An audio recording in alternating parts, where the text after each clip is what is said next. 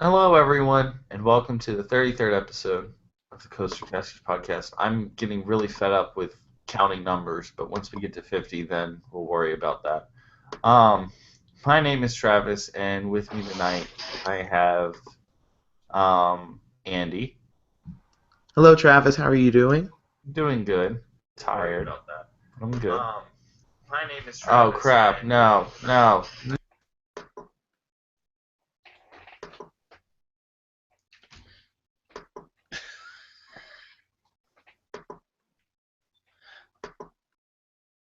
All right, then. There we go. Sorry. The way I do things now is because I have my Mac. I watch YouTube on my Mac instead of watching it on my TV, so I always have to turn down the volume whenever I do a live stream, and turn it back up whenever I watch something I forgot to turn it down, so it replayed itself. So that happened. Um, and then we have Will, Hello. and as always, Owen. Hello. Um, I want to ask you guys all first, what do y'all think's in the shed? These nuts.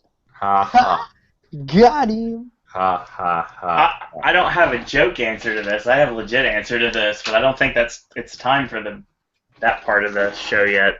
I legit think it's Cena. Just a big Cena animatronic like in whatchamajigger in Dinosaur just comes out and pops and he's like, "Hi kids!" I'm like, "Oh no!" Actually, it's basically Disco Cena from like Expedition Everest, with he's doing his hand waving it back and forth with the Yeah, strobe light. but instead of it moving, it's right in front of his face and it just looks like it's moving because of the disco. Exactly. Disco Cena, get it trending. All right, well, more on Mystic Timbers later on in the show. But first, as always, um, I forgot who's all playing Pokemon. Not me. Andy, are you playing Pokemon? Nope. Okay. Hey, Oh, and what level are you in Pokemon? Don't forget, I've been out of Pokeballs for 2 weeks now. So Jeez. yeah, I don't know how to throw apparently. I'm about to turn level 7. That's not bad. Considering I just started, that's not terrible. I am level. Give me a second. And it doesn't help, though, Travis, that every 5 minutes it seems like the server's going down. Yeah, doesn't help. But my level is 11. So I haven't changed since the last time we played. Oh, there's a Pidgey in my neighborhood. I don't care about you, Pidgey. Moving on from our little Pokemon update that I'm gonna start doing because Pokemon is great. The shit. Andy, what do you have for us this week in news? Well, we'll talk about Kings Island some more in a little bit, but right now it's that time where you're just getting into announcement season, you know. So there's announcements of announcements are the biggest thing out there. So we've got 2 of those this week, and one of them is at Valley Fair. Screamscape is reporting that they will be making an announcement sometime this week, I guess. Some people now Screamscape thinks it's going to be some type of a water park expansion and new entrance like Carowinds did last year. That's definitely possible. That's been rumored for a couple of years now. So yeah, wouldn't surprise me at all if that happens. And Cedar Point, Tony Clark, their communications director, tweeted out that they're going to have an announcement tomorrow. Not tomorrow, Monday at 10 a.m. What that will be, I'm not sure. But there's been a rumor for a RMC conversion of Mean Streak, so that's a possibility. I don't know if that'll be it or not, but that's definitely possible. We'll have to just wait and see. It's not another roller coaster. Hopefully, it's just a retrack or something small. I think it'll. I mean, that's the leading contender, you know, an RMC retrack of Mean Streak. As far as I know, RMC doesn't seem to be doing anything with Six Flags this year. All the rumors at Six Flags are for Justice League dark rides in Georgia, California, and Great Adventure, I think. So, yeah.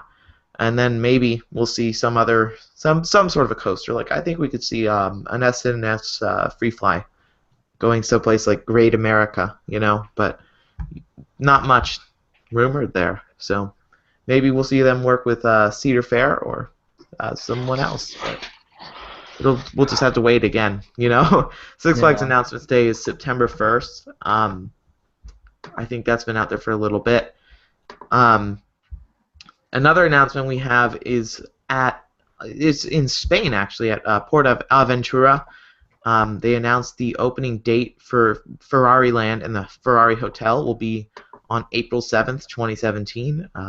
You've got the giant, King de Ka style coaster, the Intimate Accelerator, I believe it's called. And, that looks really, really cool, but one of those short rides still, but still, it'll be fun. King de Ka and Top Thrill Dragster are fun, but short but fun, essentially. And a lot of other stuff will be there, including that crazy-looking hotel. Finally, there's not that much news. You've just got parks teasing things like Carowinds, and they're doing their mayor re-election campaign thing. Oh yeah, speak of that, what's the number? I will call it. The number, I don't know. I have to go check it again. Hold on. Coaster101 actually has called it and typed out what it is. It's 704-943-2802. Do I have to put a 1 in front of it? Probably, yeah. Okay.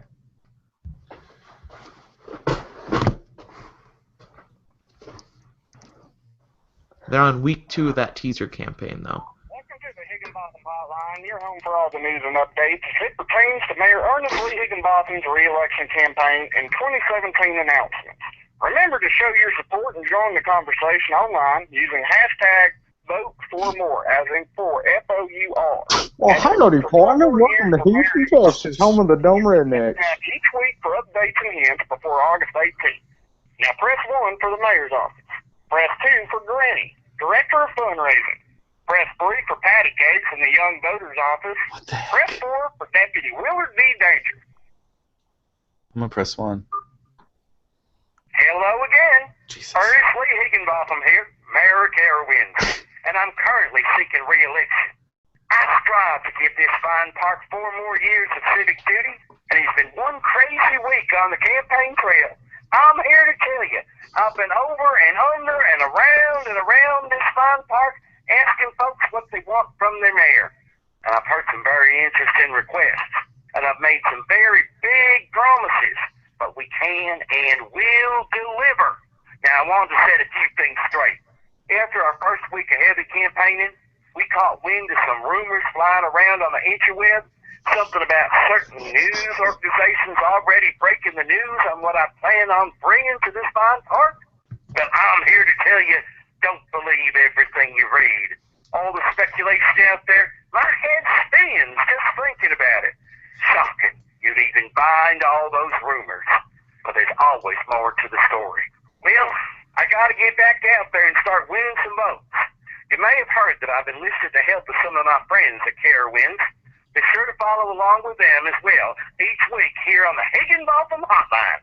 And don't forget to cast your vote and share your support on social media using hashtag #VoteForMore. 4 more years of Higginbotham before August 18th. Together, we can continue to build greatness where the Carolinas come together.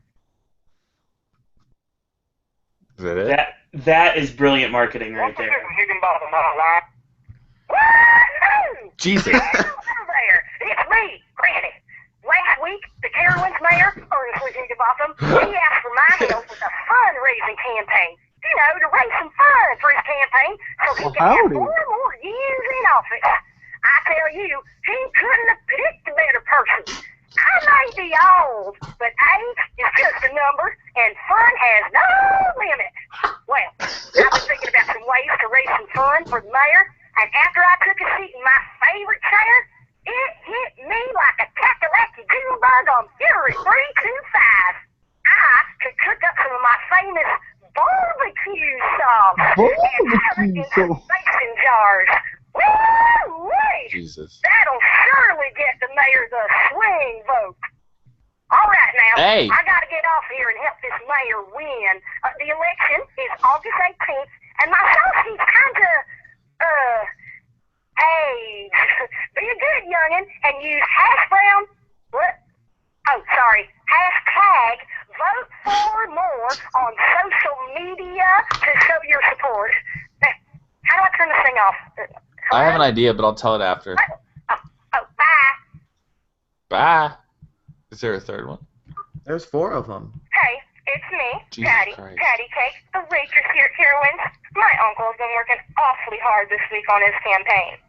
I haven't seen him try this hard since he tried to fit into a pair of his old blue jeans from high school. Well, let's just hope this campaign doesn't tear into shreds like the denim did that day. I tried to tell him to stop wearing so much. I even played him my favorite record of Carolina rock and roll to help him relax. Did it work?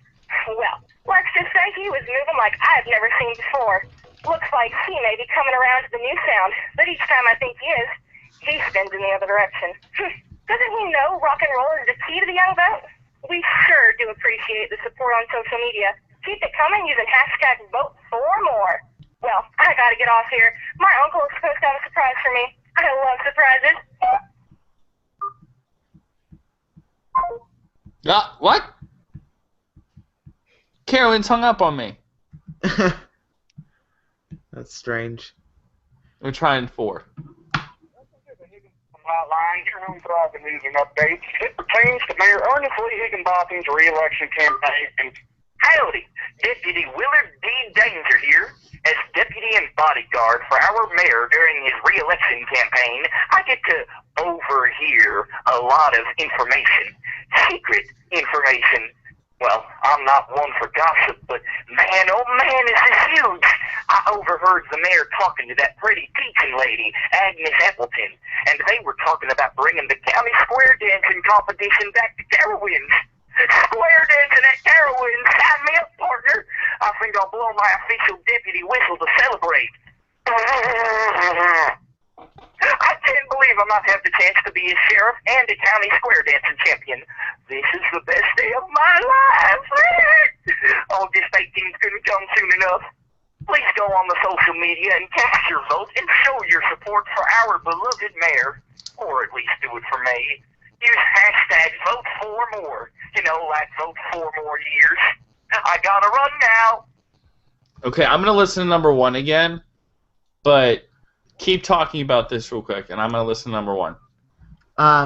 So here are the predictions from Coaster101. They know a good amount about Carowinds because I believe one of their writers is a local there. And they do a really good job at analyzing things, you know. So their predictions are a Music Express and breakdance rides. They think a Troika is coming, but a Mondial Top Scan is still been a big rumor. And he also thinks there'll be a Hus, I think that's how you say it. It might be Hus. UFO. But yeah, I mean these are all, you know, classic flat rides that have been out there for a while, and there's a good chance they come. The Mondial Top Scan, I believe that was spotted on the scene at Carowinds like almost a year ago now. But you never know, or not a year ago now, like a while ago, but still. Yeah. Okay, so I just listened to number 1, and I got my things. I have a okay. The hashtag's vote4more. Correct? Yep. There's going to be 4 more flat rides. Yeah. That's the rumor. And right, 4. What I'm thinking is they can't put people in heads and make them spin, so that's stupid. But the first guy said something about spinning. That's the only thing like directional or something like that a flat ride would do that he said. 2 said swing, like legit just went swing. I'm like, okay, so swing, I wrote that down. Yeah, that's So definitely maybe possible. like a swinging inverter ship or something like that. Or the Wave Swinger was mentioned in the LA Times article that said there will be 5 rides coming to Carowinds. I actually thought they had one already, but I could be wrong. And then, but you could also say, I think that. Actually, no, never mind. I need to look at a video of this really quickly. Mondial top scans. They kind of swing, but not really. Yeah. They could get like a delirium. Yeah, but I don't think they're going. They're going for like classic flat rides, probably. That I don't know if that'll happen. Sorry to interrupt, but Travis, as it turns out, I do have some Six Flags news. So Okay, we'll get to that later. Okay. And then one of them, the only thing that I heard, I might have not even heard this one, but I heard spins in another direction. So, like maybe you're going one way, and then it flips to the other. Maybe a Himalaya. Yeah, that's one of the rumors. Music Express. That's Okay. the same thing. I'm going off of Kentucky Kingdom, right? I mean, those are definitely possible. You know, I don't know if they'll happen, but they're solid flat rides. I think they're definitely possibilities. And then a breakdance, which that would be square dancing. Yeah. They would theme it to square dancing. Yep. Makes And it'll sense. probably go in the county fair part of the park, which will be nice. You know, that area could use a little bit more. Whatever his name, Higginbotham, whatever it's called. Ernestly Higginbotham or something, right? Yeah, Mayor Higginbotham's. Higginbotham, apparently. I don't know. That's I might be. But yeah, it's always good to see good old flat rides coming in. I'd love to see some more of those at a lot of the other parks, you know. Well, we'll hopefully be able to talk about some more flat rides in a couple months. Yeah, and Worlds of Fun is rumored to be doing something similar, getting a few flat rides from Europe. So that's cool. Really? Yeah. The LA Times reported this a few months ago, where about how Cedar Fair has been going across Europe, searching for flat rides and buying them if they're in good shape. And they said 5 of them would be going to Carowinds. Vote 4 more indicates that there will probably be 4. But and then 3 or so would be going to Worlds of Fun. That was the rumor. Sounds good to me. Yeah, I mean, it's always a good addition, you know. I like riding flat rides, especially ones you don't see too often. And then I finally rode the Enterprise at Kentucky Kingdom. The Enterprise, yeah, Carowinds has one of those. That's I felt like I was gonna die. I loved those. I've been on that one and the one at Fun Spot. Does the one at Carowinds and Fun Spot have seatbelts? No. Jeez. Neither of them do. They need to have seatbelts. I feel fine. I don't think power's gonna. If the power went out, you'd be dead. But that's the only problem. Just die. Yeah, you literally about that. Just fall. Well, you'd probably get a bad concussion otherwise. Well, no, I bet there's some sort of backup system, but still. Yeah. And then, for the other Cedar Fair parks, I mean, you've got the water park thing at Valley Fair. That's the rumor. You've got the flat rides at Carowinds and Worlds of Fun. We'll talk about Kings Island in a minute. Cedar Point, we don't know exactly what they're getting, but that's probably going to be that. The leading rumor is the Mean Streak renovation. And what else is there? Dorney Park in California, Great America, and Michigan's Adventure. There's no real rumors. We'll have to wait and see for those. And then I'm guessing King's Dominion and Canada's Wonderland. This is my guess. Both of them have old action theaters that could use some. That will probably have a good chance of being replaced. I could see Mass Effect or Plants vs Zombies or something different coming to either of them. That's my guess for next year. Hopefully a Madden video game ride. Like based off of the... New That would be York harder to Jets get the zombies. rights to. Because I don't know if you'd be able to get the NFL rights to use the teams in the park, you know? They have the rights to do all the stuff. For the video game, at least. But you might have to deal with the NFL if you're going to put a ride in, you know?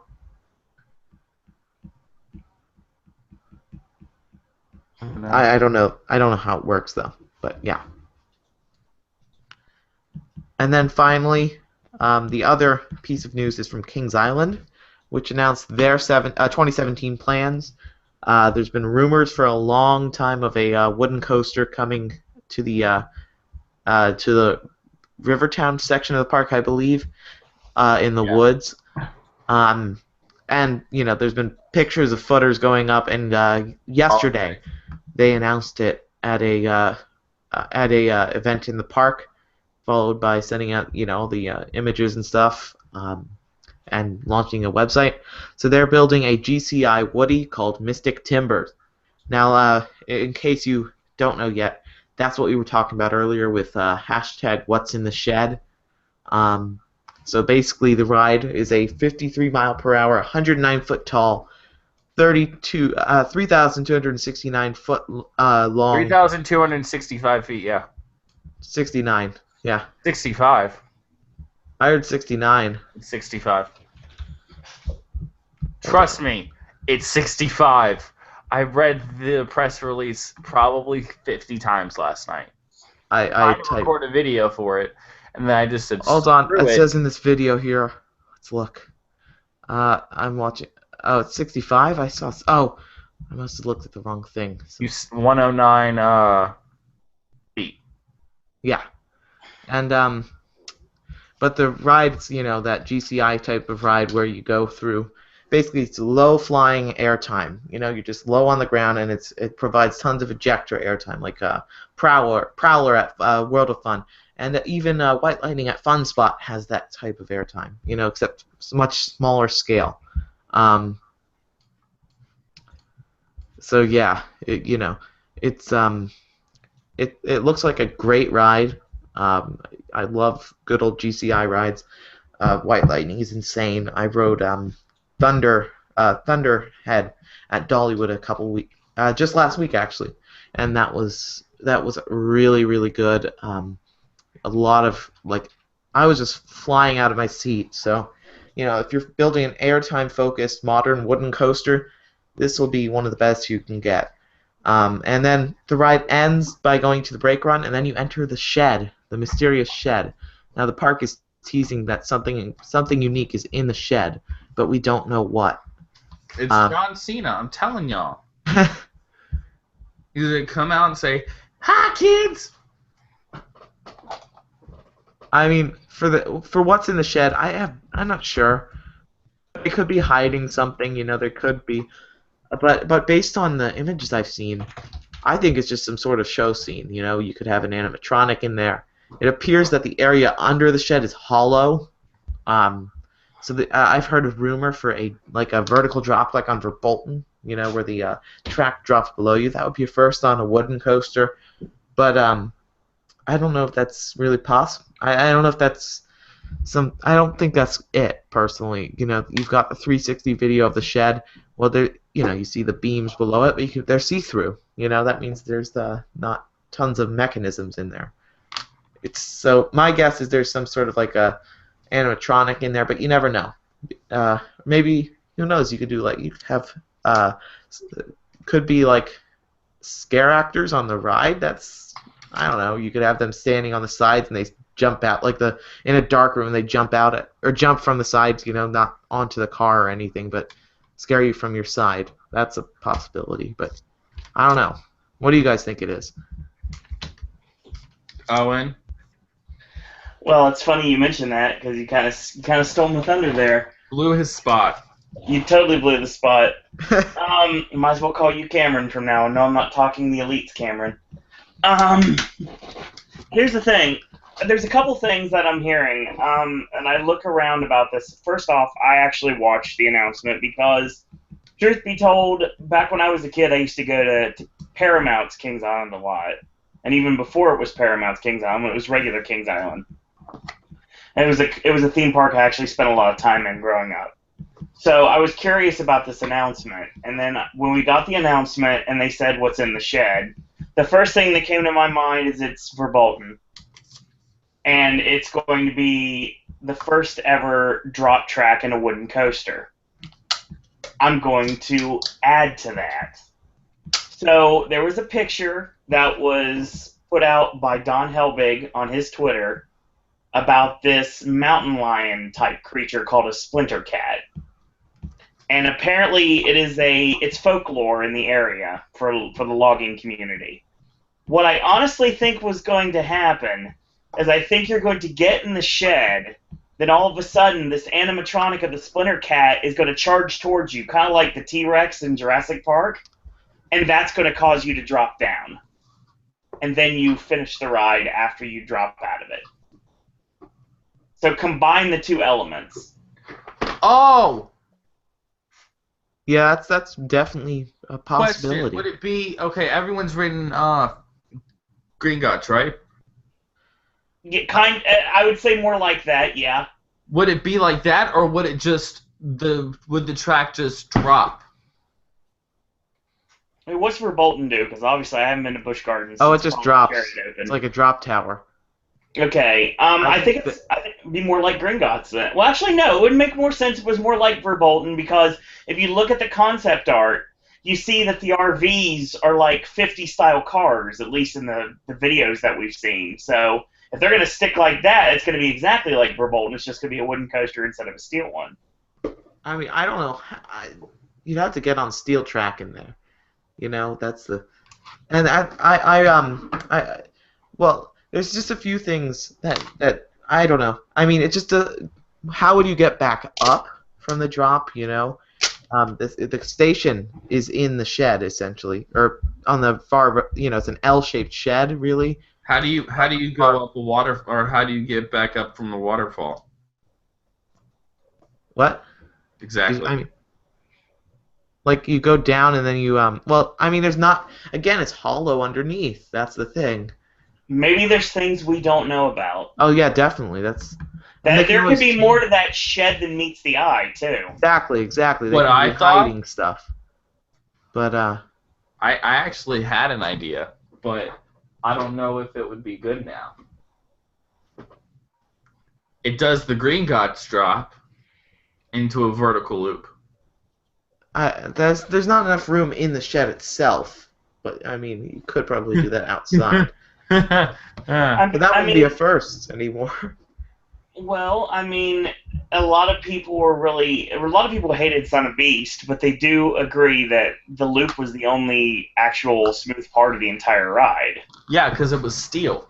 So perhaps, like I said, we see the animatronic, and then all of a sudden it causes us to drop, and then we can transition back, and it would make sense to combine all three of the items. Maybe that shed is bigger than you think it is. Well, yeah. I mean, unless based on what we've given, what we've seen, I don't know about the drop, but there's always something they could be hiding easily. And again, still, even just a show scene would be a first ever on a wooden coaster. I don't know. What about what's it called, Blazing Fury? That's not really a wood coaster, though. But but it does have show scenes in it. That's the vibe I got from the shed too. That you could do that as well. Okay, I just thought of something. Yeah. Does the drop, not the vertical drop, but like the Green Guts drop, goes into the loop. The loop curves, and how you get back into the station is the track goes through the loop. The loop is null and void because if you look at the RVs, there's no restraints. Storm Chaser has lap bars. Yeah, lap bars can do loops. On a wooden coaster? Yeah, it doesn't Yeah. make any difference. RMCs all have lap bars. Now, Storm Chaser isn't a Woody, but there's actually a Gravity Group coaster that does a corkscrew up in Wisconsin, Hades 360. Yeah, That has lap bars. it's lap bars. It doesn't. I mean, restraint doesn't matter as long as if you have a lap bar, will keep you in on a loop, no matter what type of ride you have. Gravity. I think there's always the chance they'd even do just a really slow barrel roll or something inside the shed. I think they'll stop the car, it'll drop, and it'll go fast enough to do the loop, and then you'll go up, and then to go into the station, you'll go through, not go through the loop, but like the... But how do you go into the station if it's through the loop? I mean, the loop would have to be outside of the building, and that kind of ruins the surprise. Yep. No. The There's loop not is any inside room the for a building, loop but in you that go building. outside the building to go up and go back into the building through the loop. Like it's a little curve around. I don't see. I don't know what you're really saying, but I don't see explained that. on I paper. don't know. I mean, it just seemed. I don't feel. And also, let me remind you. I could be wrong here, but the GCI guys, the Adam House, I think his name was, who spoke at the announcement event, said he has no idea what's in there. Now he could be easily lying, but if that's accurate, then it would probably just be some sort of show scene, and they would, the coaster engineer wouldn't really know about that. They go because the ride stops, and then you go into the shed and you experience the show scene and the dark ride element, and then all of a sudden the track drops out, and then they could do what happens with Gringotts, how it basically goes backwards up the hill to get back to the main point. Okay, so this is what I think. What in the heck is that? This is a crudely drawn picture of the shed. I don't think there's a loop in there unless that room's big. Shut up. Hold on. Where's This is where you Okay. go in. This is the area where it stops. This is where the tiger comes out, or whatever we call it. Yes. Floor drops, goes into a loop, curves around the building, and you go through the loop to get back to the station. I don't think you can fit a loop in there without. The building isn't that big, They can make it bigger. I mean, I don't know. It looks like they've given us the exact stats on the building. It looks like they've given us the full building size. So you never know. They can easily surprise us, but yeah. But this is what I think. I don't think they're going to go for a vertical loop again, though. I mean, that would just. The last time they tried that, I mean, the ride was a disaster. Kings I Island's love Son of Beast. Oh my goodness. well, but the park didn't. That's the thing. The park definitely did not like that ride. If you have to tear it out in less than 10 years. Probably not a good addition. Cedar Fair is rather conservative with their rides. They're not pushing the boundaries too much. I mean, Valraven is literally just, we've added a loop and we've gone 50 feet or 30 feet higher than the other dive coasters, and slightly longer. It's not that big it's not really pushing the boundaries. And I mean, you've done Gigas before, but Fury's a great ride. But it's been done before. It's nothing. You go 400 feet. I mean, I'd like to see a 400-foot Giga style ride, but I would never ride it. You would gray out. You would black out. Oh my god. well, no, it just depends how you do it. I mean, nobody grays out on Fury. Nobody grays out on some of the other tall rides. Everyone grays out on freaking Intimidator. That's because you go straight into a 90-degree bank turn after the first drop. You're going at 90 miles per hour and you're pulling 5 Gs. If you don't pull 5 Gs, you'll be fine. Like if you just did a normal drop, Intimidator's not as fast as Millennium Force. It's not the drop itself that causes the gray out. It's the sharp turn right afterwards. I thought it was the drop. Oh no, the drop is fine. Yeah, the moment you hit the curve, gray out instantly. Wow. Well, for me at least. I don't know. Not for everyone. but most people. The drop itself is fine. I mean, I've grayed out on. The way to gray out is when you pull like, you know, intense G-forces. You know, that's why I grayed out on Goliath at Magic Mountain. I grayed out on freaking Lightning Run.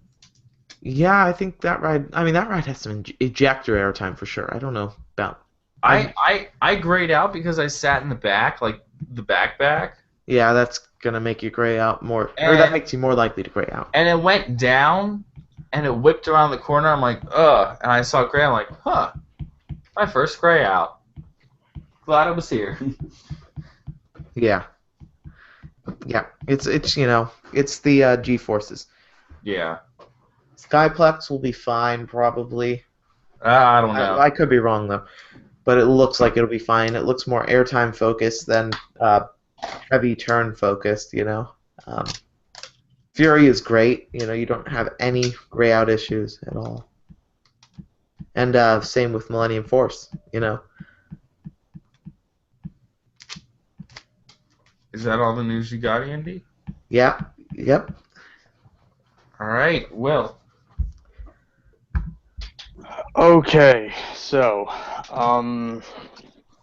if you remember from last week, Owen and Travis talked about Halloween events in and around the United States. Well, most recently, Six Flags Over Georgia just officially put up their official Six Flags website for Fright Fest 2016 with all new houses and brand new mazes and scare zones and shows.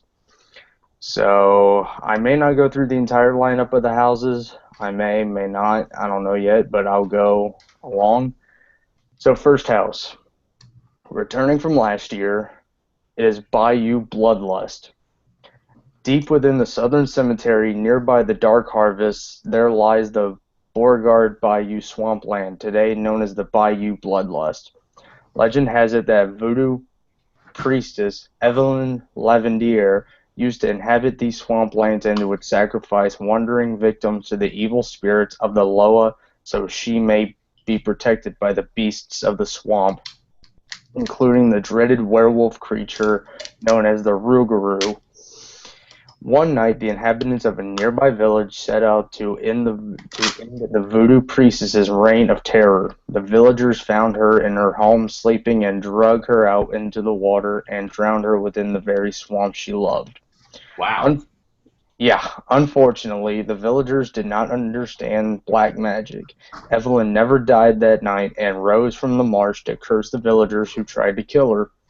The townsfolk within the village ran for their lives, but the curse spread and the once beloved and prosperous village of Beauregard Bayou became the Bayou Bloodlust. It has been 200 years since that horrifying night, and the Bayou Bloodlust has since opened as a tourist attraction for those hoping to see the swampland where the nightmare stories that they had heard about come to life. Will you escape the swamp or suffer the voodoo curse? So, Owen, Travis, your thoughts on Bayou Bloodlust? I don't like the name. Yeah, I actually walked through it last year. It wasn't that scary. It wasn't that good. It's a good concept, but I don't like the name of it. I wish they would have came up with a better name. Yeah. Travis? And by the way, of course, all the mazes at Six Flags Over Georgia Fright Fest requires additional fee. So, next maze, Dr. Fright's Frightorium 3D. Deranged madman Dr. Fright continues his unethical attempts in raising the dead. Now experiences gruesome workstation in 3D. Dr. Jones was a friendly family physician in a small town in the outskirts of Atlanta, Georgia. His patients trusted him, and he would often make house calls or invite patients over to his house for complimentary services. The only problem... Something else. I'm like, wow, Six Flags. Okay. However, was that after a patient visited Dr. Jones, they were never heard from or seen again. The townspeople grew suspicious and the police were called to the house to investigate. Everything seemed clear, but one officer noticed a locked door leading down to the basement. He kicked in the door and walked down into the dark, empty room. Neighbors feared their lives and moved away, and townspeople began calling him Dr. Fright. Newcomers who moved into the area had no idea about the doctor's secret. Every October, Dr. Fright holds what seems like a friendly neighborhood Halloween costume party. Local townspeople have no idea that the costume zombies and ghosts are actually real. His creations crafted from murdered patients, however, unsuspecting guests don't realize it's also a way to lure new people to his house so they can be the next experiment in the death lab. Thoughts?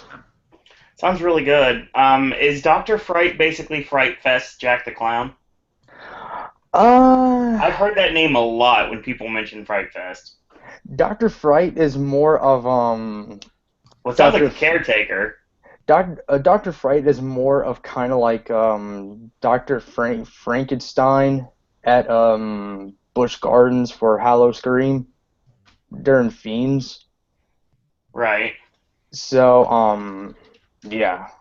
But yeah, if you want to consider him like Jack or caretaker, be my guest. He's like an icon, basically, unofficially. Yeah, he's been the unofficial icon for Fright Fest since Fright Fest was started back in the early 90s. Then by that token, he is Jack. Yeah. So next attraction, the Terror Train. Yeah, when we recently began excavating and prepping the site for Six Flags Over George's newest attraction, we unearthed relics of a once thriving railroad city.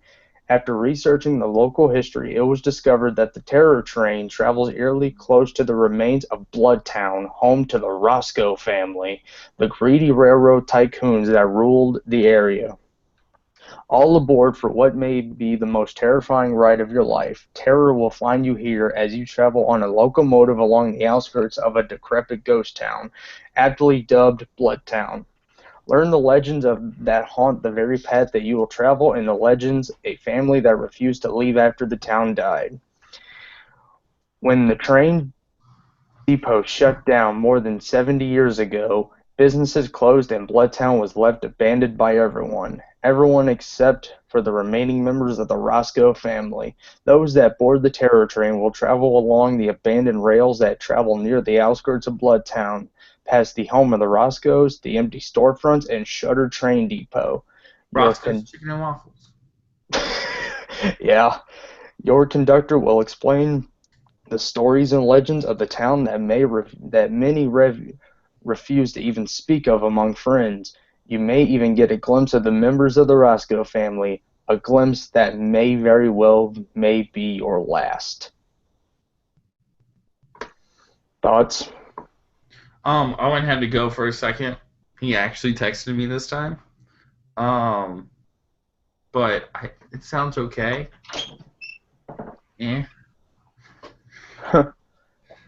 Yeah, I did it last year. It was not good.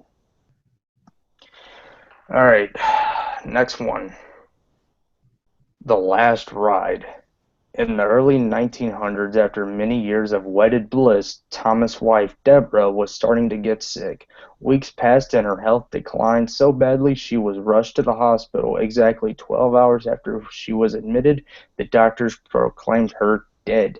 Thomas, however, wasn't convinced. He insisted that she was still alive and refused to leave his love. His protest grew so adamant, the orderlies had to pry him away, kicking and screaming from his wife's body. In order to alleviate even the smallest portion of his grief, Thomas insisted that his wife be buried in their backyard next to her garden. Years passed, and eventually Thomas died as well. With no further family to speak of, his house was foreclosed and sold at auction. The property was picked up by a group of theme park developers whose first order of business was to demolish the house and tear up the backyard. During construction, A tractor inadvertently pulled up Deborah's long-forgotten coffin. When it crashed to the ground, it promptly broke in half and sending the lid flying off of its hinges. The body was gone, but the signs were unmistakable.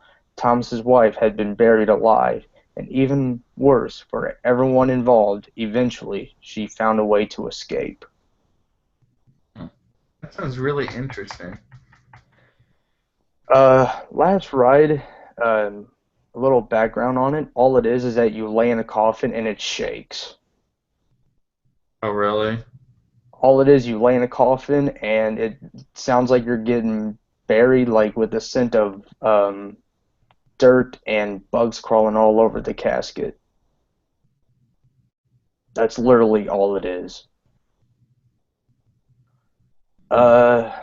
Next attraction, ZX1.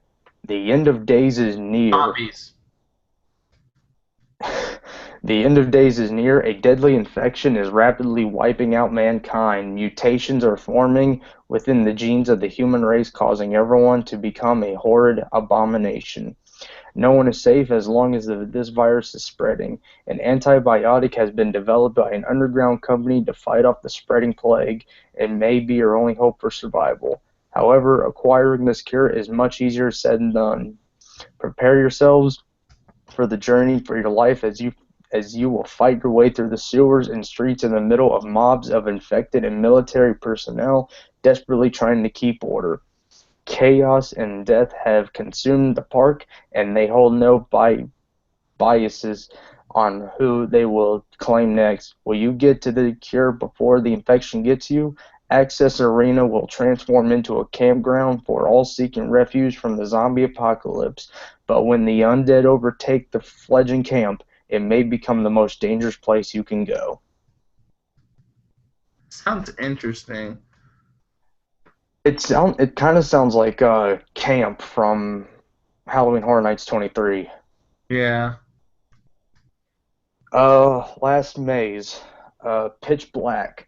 Enter into the world of the unknown where everything is dark and you can't even see your own feet or hands in front of you. You can't see John Cena. It's pitch black. Hashtag into the shed. It's pitch black and the curse of the old Six Flags Over Georgia demons and ghosts are lurking, but you won't even know what you are running into them until it's too late. The only thing that will save you from the horrifying screams will be your own voice to help lead you through the dark dungeon, but will you escape the 49 years of haunted past? Those are the mazes, and now it's time for the scare zones. Let's see. The morning. I'm not going to read the descriptions. So, scare zones will be the morning, Lost Souls, Southern Cemetery, Dark Harvest, Fear Riders, Big Top Terror, and Demon District. And returning shows for the year, let's see, will be the Southern Cemetery Conjuring, Miss Dixie's Evil Spirits, the returning and most popular Dr. Fright's Dead Man's Party, let's see, Bad Bob the Bone Butcher, Freak Show, and the Uprising, Nightly Call of the Dead, and all rides of Six Flags Over Georgia will be open for operation every night of the Fright Fest event.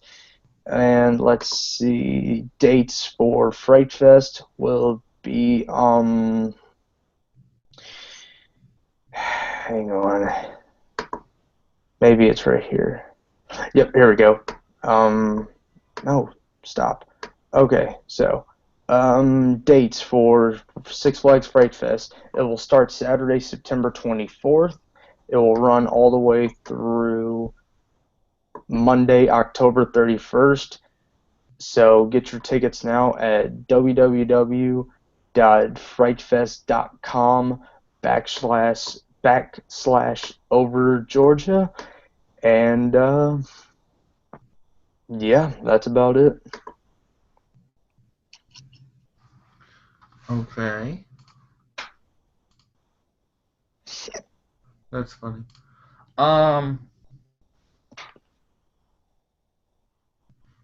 Is that all the news you got? Yeah, well, since I didn't get a chance to read about Fright Fest last week, I figured, might as well read this tonight so we can probably like extend the show. Yeah. I'm pretty sure Owen's still on mute. He had to go for a second, so I will talk about my news.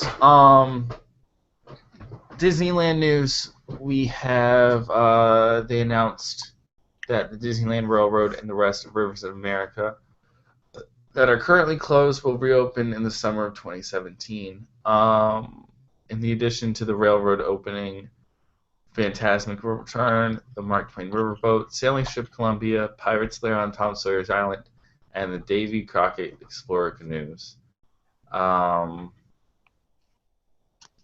You'll be able to go on the Disneyland Railroad with the new route, I guess, around Star Tours or Star Tours Land, Star Wars Land. Yeah, I'm happy that stuff's opening. It'll be good to see Star Wars Land go vertical, but I'm pretty sure that you won't be able to see it from the railroad. Mm-hmm. They'll probably put blockers up or mountains around it or something like that. Yeah. A lot of rock work and trees, I think, right? You remember these those renderings they released of the new railroad, a few months ago with the nice bridges. You might be able to see some stuff though, if you're lucky, but and announced, was it this morning, I guess, today or yesterday, the Muppets present great moments in American history. that was yesterday, I think. Was yesterday? Yeah. Muppets are coming to the Magic Kingdom. Disney confirmed that they will be joining everything in Liberty Square in fall. It will be called The Muppets Present Great Moments in American History. Sam the Eagle will join Kermit, Miss Piggy, Fozzie, there should be a comma there, Gonzo, and James Jefferson, the town crier of Liberty Square, just outside the Hall of Presidents, to present historic tales in true Muppet fashion. Look for it to begin in October of 2016. It's going to be a true live show with actual puppets performing pre-recorded dialogue. The windows on the second floor of Hall of Presidents and Heritage House buildings have been apparently replaced with automated windows for show purposes. I don't know how that's going to work. I'm guessing you're going to have Kermit, Miss Piggy, Fozzie, Gonzo, Sam the Eagle, and probably another one in one of those windows. Like, they're each going to have its own window. Uh-huh. And the hired person for Disney, the town crier, which his name's James Jefferson. That's a name. James Jefferson will just know his script and he'll interact with Kermit, Miss Piggy, Fozzie, Gonzo, and everyone else. Sounds pretty cool to me. I mean, it's always nice to hear of a small little new show coming in, Yeah. Especially when it's Muppets. You'd expect them to be tearing out all the Muppets from the parks rather than add stuff. So yeah, because the show kind of got canceled. What? The show got canceled. What show? The Muppet Show. Oh, like the TV show. Yeah. Sorry. TV show on ABC. Yeah. I forgot. I was like, I thought you were talking about this for a second. Like there was some breaking news, but yeah. I wasn't a fan of the show. I watched a couple episodes of it. It was good. But yeah, still fun. Horrible. It wasn't horrible, but it wasn't great or anything. It wasn't very good. Still, it was just okay. I wasn't a huge fan. I heard it got better towards the end, though. But it got really funny. That's the problem. I watched the first few, but didn't like it. Okay, so moving on from that,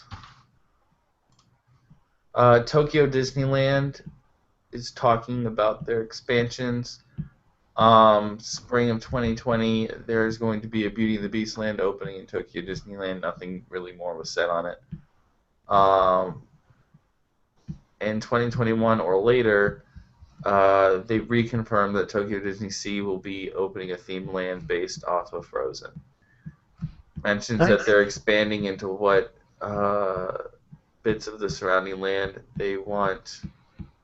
That's good. Building the whole Scandinavia there, so Yeah.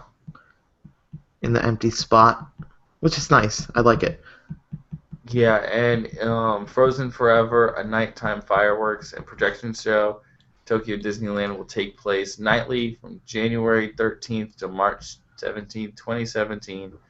Part of Anna and Elsa's Frozen Fantasy themed event at the parks. Wow, that sounds really terrible. But again, it could sound better in Japanese. You never know. I kind of want to see what it is in Japanese so I can say it live and butcher the heck out of it. That would be That would be entertaining for sure. And final piece of news on Epcot, Screamspace. I can't talk. They say Magic Kingdom won't only be the park that has Muppets. There is rumors that the return of the Muppet Mobile Lab may come to the pathways of Epcot. I'm guessing what it was. It was just like live character interaction and all that stuff. Like basically a character meet and greet, but it had its own like, I don't know. I always thought that they could take Muppet Vision 3D out of Hollywood Studios and put it in the Captain EO Theater. Well, that would be way better than what's there currently. The Exactly. Pixar DVD, right? But Yeah, Pixar short films.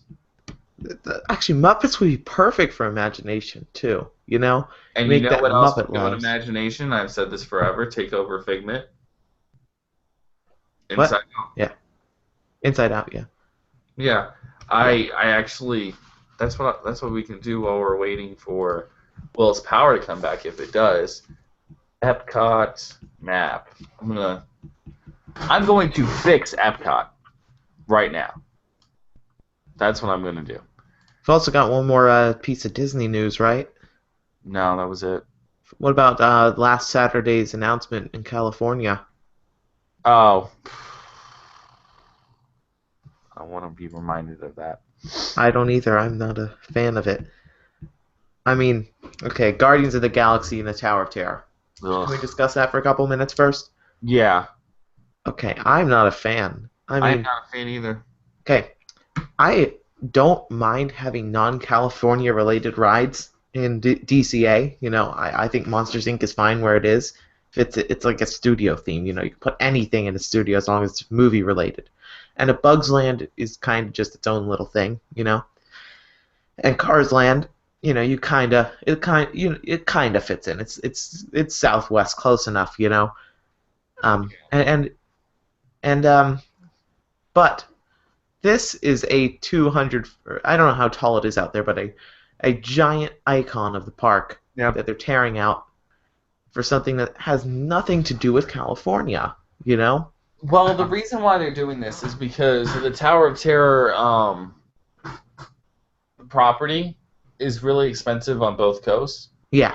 So that's why I think they're taking it out in California, because we have to keep it in Orlando because of the Universal issue. And that's the thing. I don't really mind them taking out Tower of Terror there. It's not like it's as good as Florida's. You know, it's Florida's is about 20,000 times better. Let's be honest. It's you know, longer now. But here's the thing: they could have at least made Marvel relate to California. You know, they will eventually. Well, I know you can do. You could have just taken it and put there's another Marvel movie that has a tower in it. You know what it is? It's the Avengers. You know, you could have done like a Stark Industries tower or something, and Yeah. had Avengers save L.A. and it would have at least fit in. You know. I don't know. And then you could have stuck the Guardians of the Galaxy ride out back in that plot behind the Tower of Terror, which is where the rumored other Marvel stuff is going to go. You know, the Marvel Land. Yeah, you're gonna get Iron Man experience. Yeah. Maybe the Avengers Dark Ride, kind of how they're doing the Star Wars Resistance battle thing. Yeah. Or like you could do something completely different. You know, we never know. Yeah. Probably, but they could have at least, I mean, Tower of Terror is visible everywhere in that park. Yeah, it's actually even visible from the top of the Matterhorn. Yep. It's one of the tallest structures at the Disneyland Resort, and taking that and putting in space to it, it ruins that Hollywood land. You know, I mean, it's not like it's the best land ever. The painted building at the end is stupid looking, and there's Monsters Inc. in the Hollywood Studios part of the park, but you've got that, at least it's kind of like Sunset Boulevard at Hollywood Studios in Florida. Yeah. That little stretch between Carthay Circle and the Frozen Theater. Yeah. You know, and then you've got the Tower of Terror, which fits very well with the architecture of that section of the park and the California theme in general. But now you've got a space tower, which I think the tower itself looks fine, and I like the idea of this ride. It just doesn't fit into California Adventure, and they've already taken out a lot of the California and California Adventure. Soarin's gone, so what's left? You've got the Paradise Pier area. Soarin's still there. Well, it's not over California anymore, But it's not that bad though. That's like that I don't really mind taking that out, but you've got without that, what's left that's California besides the theming of certain areas? The Tortilla Factory. Well, yeah, but you've got Paradise Pier and Grizzly Peak, really. And of course, there's theming and restaurants, but there's the rides don't really have anything to do with California anymore. It's really just going to become a movie park where it's just throw in whatever rides you want. Mm-hmm. That park, I liked it a lot because it has those thrilling rides. I loved Cars Land. It has beautiful theming, some of the best theming of all the Disney parks I think that I've been to. And some really good rides mixed together, which makes it my second favorite park in the country, or that I've been to. And taking Tower of Terror out, which was still a solid ride, even though it wasn't the best in the park, and putting Guardians of the Galaxy kind of just ruins that area. There you go. There goes the good theming in that area. And at least, the road itself, once you're at the end of the Hollywood area, it's kind of just a hodgepodge of things, which works, though, because it's a studio. If you have a studio, you can do whatever you want. But, yeah, it just... And then you can see that on the other side of the park, it just changes that whole park, rather than just one little area, Yeah. Otherwise, I wouldn't mind. I think it sounds like a great ride. Would fit well in Florida. Although I don't necessarily think Ellen's Energy Adventure is the best thing you can replace in Future World. There's Mission Space is much worse. You can put it in the what's it called? Wonders of Life building. I mean that would be nice. You get to keep the old rides at least two. I have an idea. Or even Imagination. No. So while we wait for everyone to possibly come back, who knows? I'm going to probably again go through how I would change Epcot. I'm pretty sure I say this weekly. Epcot is so messed up, it's not even funny. I mean, I don't think it's as messed up as people think it is, but still. Yeah. I like a lot about Epcot, and I don't like other things. But go ahead. Spaceship Earth stays, gets reimagined, more updated animatronics and all that stuff. That would be nice. I'd love to see that happen. You know, just Alan's update. Energy Adventure turns into probably Tron. Tron. But you've already got Tron Track No. right there. I mean, the Tron motor. I don't know. The Tron Light Cycle coaster looks good, but You could put Tron where Test Track is, but you couldn't do like the full oh yeah, that walkthrough area. You can do that walkthrough area at Alan's Energy Adventure because you have that yellow dome. yeah, that's true. That's true. So Alan's Energy Adventure turns into the Tron Light Cycle coaster. Mission Space, personally, I think it should stay because of the fact of Florida is NASA country. Yeah, You need to keep something NASA alive because, yes, the space program is now gone. You still need to keep the feel of what the space program used to be. Trains the advanced training lab to a bunch of things to like. I used to go to like not space camp, but like space training things hmm where you can like something bad would happen on the ship and you would have to like Oh, that would be cool. tell them how to fix it and all that stuff. That would be cool. Like a kind of. I mean, not necessarily an escape room, but like a puzzle type of thing. Yeah, You know? like you would say, oh, I'm going to use freaking Apollo 13 as an example.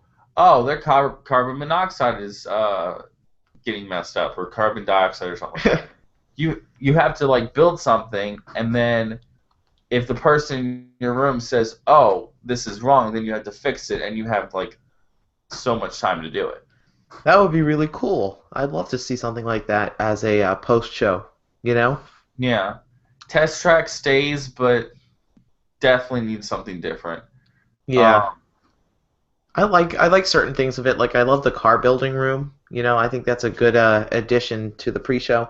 And I mean the post-show of Test Track's kind of cool too. I mean, you can just goof around taking pictures with the cars, But like I mean, if you're gonna be goofy, you can. I've actually done this before. Have somebody, family member in the car, and you pretend you got run over.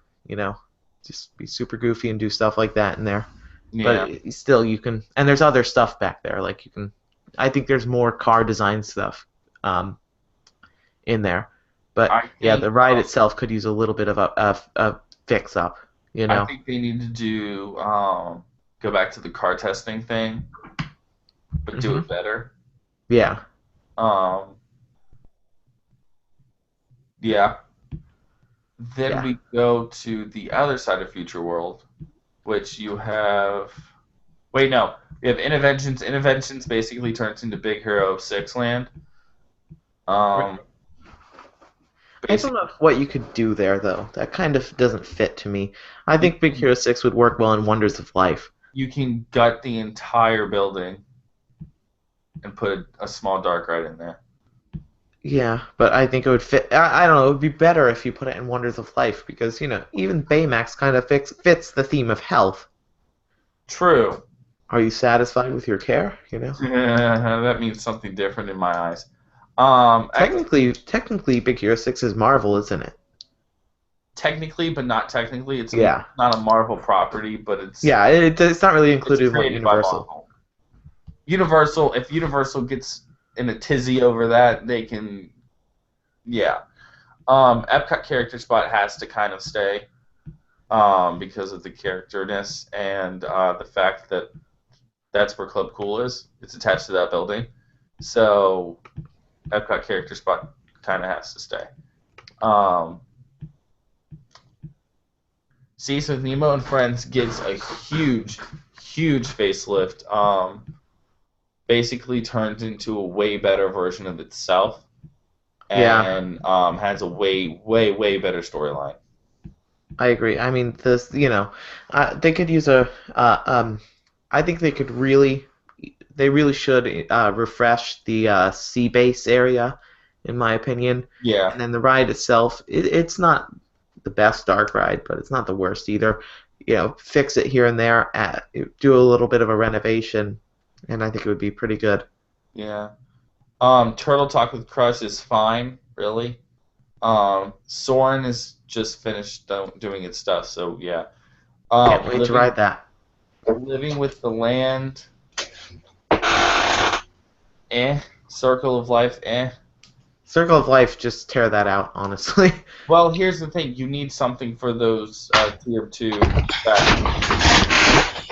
Well, Circle of Life isn't even on the Tier 2, but Living with the Land, I like Living with the Land. It's actually, I don't know, for some reason you have to do that boat ride every single trip.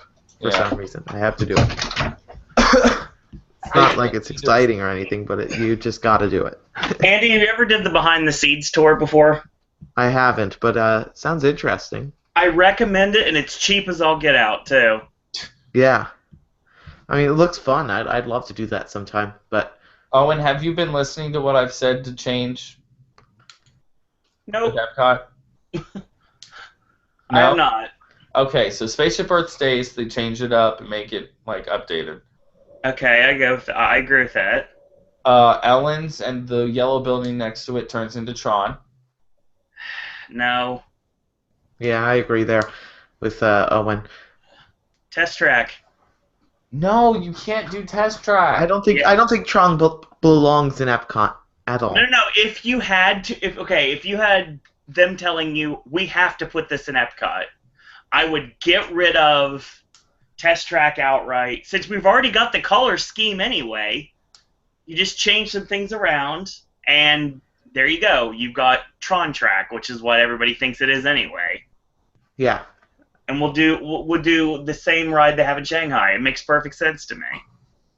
That way, you can take the Test Track technology and use it in the studios. That's true. Because then you could bring Radiator Springs Racers or a reasonable facsimile to the East Coast.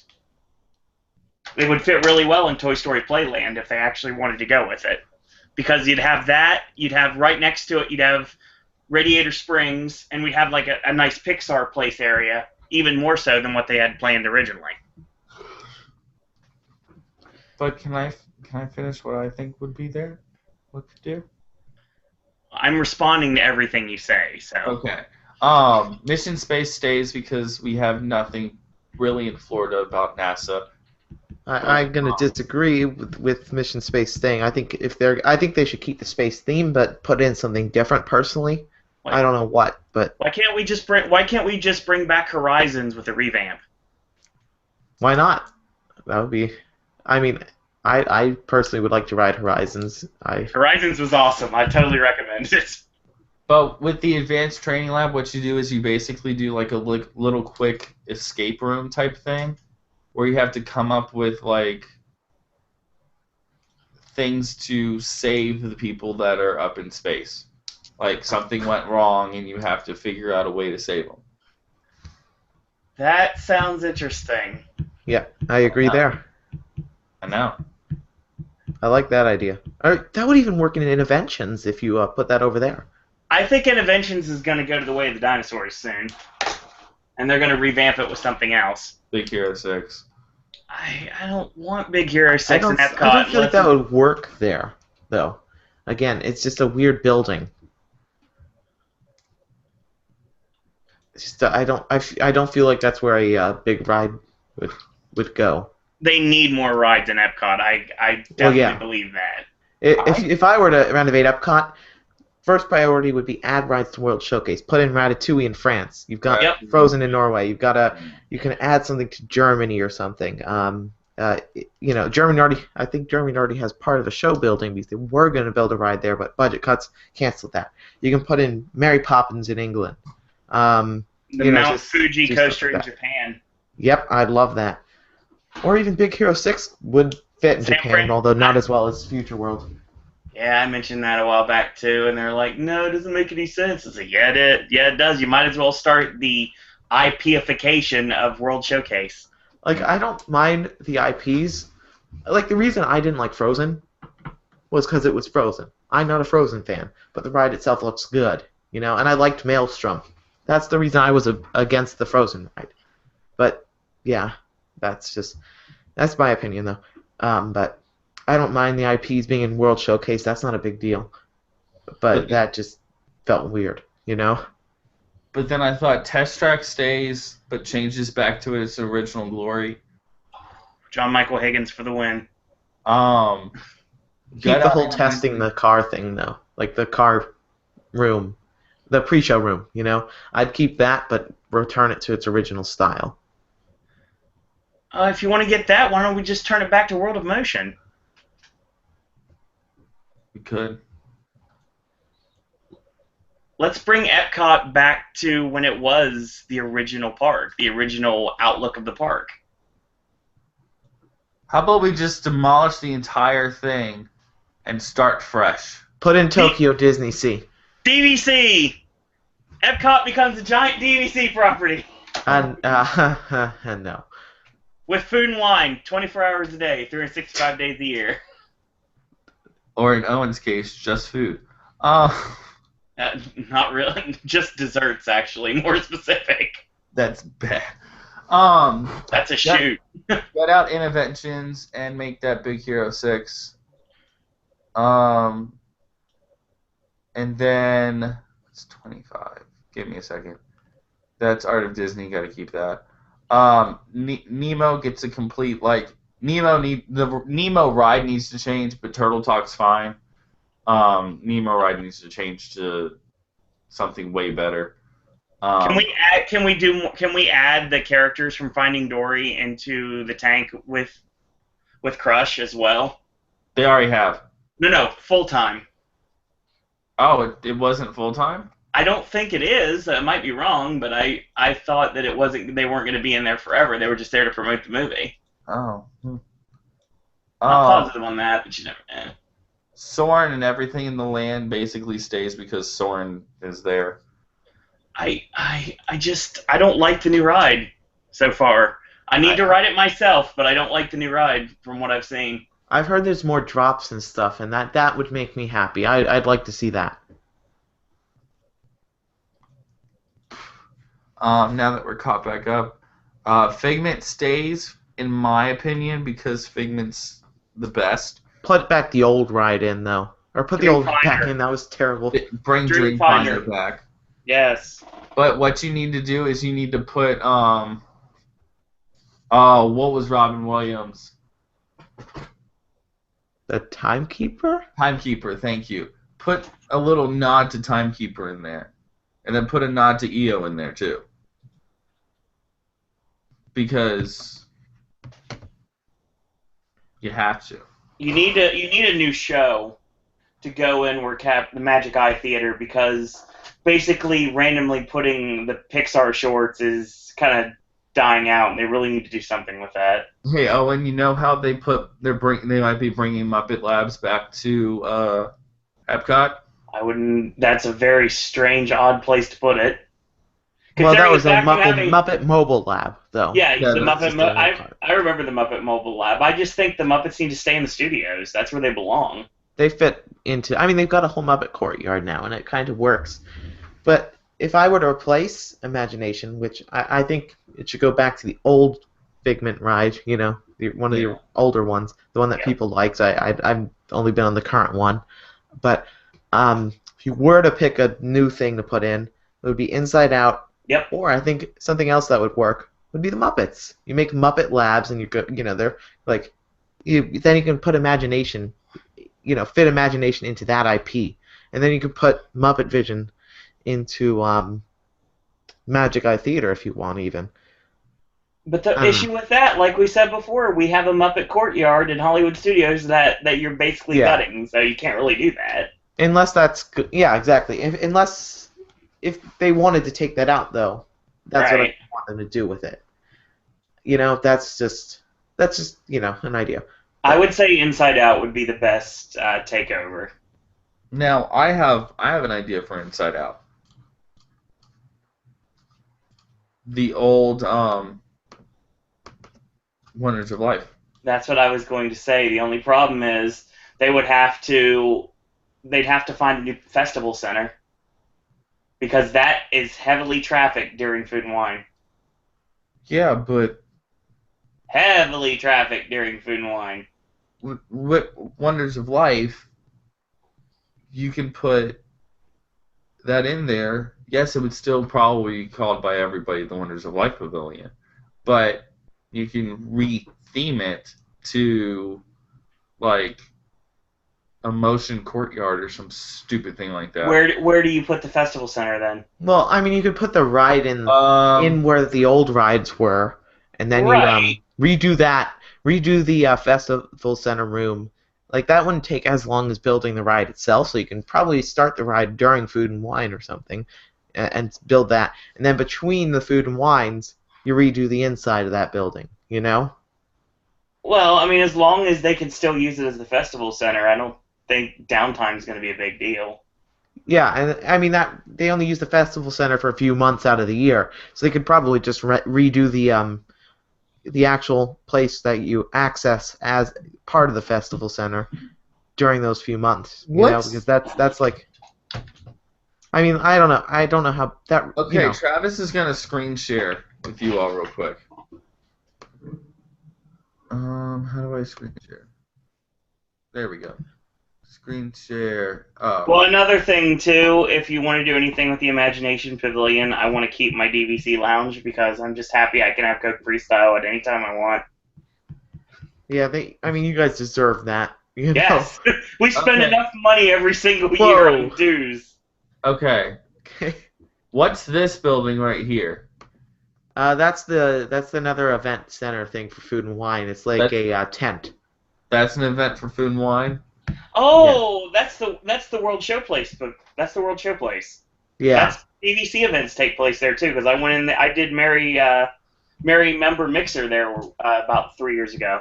Right, and they also had a That's where the party for the census is too. an upcharge New Year's event while I was there last year in that building. That's where Party for the Census takes place every year. Yeah. Shoot. The only place that's coming to mind right now for me, Get Out Nemo. Make that the festival center. Well, I mean, you could probably. They're not giving up. shove They're it not in. giving up the seas. I mean, you could probably put a festival center in the land even if you wanted. Just that's temporary, you know. It's not like that's year round. Actually, you could get rid of the Lion King movie. Yeah. Timon and Pumbaa, and that could be your festival center. I mean, what do you do in the festival center? Just like some booths or something? There's booths, there's merch, there's demonstrations, there's the Ghirardelli set up that gives you free chocolate. I mean, yeah, you could just do that in the land. You know, you could put some of it in the Circle of Life Theater, and then you can put some of it down by the Garden Grill, or close that for a little while. You know. Yeah, you could. I mean, that's just an option. You know. I mean, the option I would go with would be Odyssey, but Odyssey's been used for beer the last several years, so can't really use it there. And is that even big? Is that big enough for the? I don't know how much space they need for it. Odyssey's bigger than you think it is, and it's got the best bathrooms at Epcot, straight up. And the coldest water at Epcot is in the Odyssey building. Apparently, Frozen's bathrooms are beautiful. I don't know. I haven't been there yet. I didn't even go either. I won't be in Disney again until October 23rd. I was forced to skip out on Epcot, and I was mad about it.